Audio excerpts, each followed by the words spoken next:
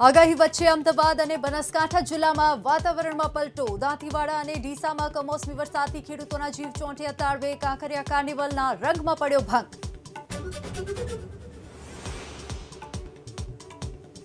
Bagasara Surat રૂટની ST bus પલટી અમરેલીના ખાખરિયા ગામ નજીક 3 મુસાફરો ઈજાગ્રસ્ત ડ્રાઈવર પણ થયો ઘાયલ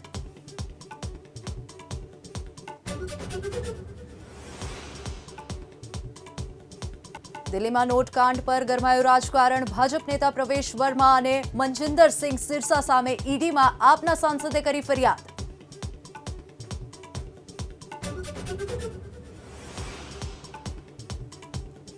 દિલ્હી ચૂંટણી પહેલા રાજકીય ઘમાસાણ અજય માકનના નિવેદન પર આપનું કોંગ્રેસને 24 કલાકનું અલ્ટિમેટમ કાર્યવાહી ન કરી તો ઇન્ડિયા ગઠબંધનથી અલગ થવાની કરીશું વાતચીત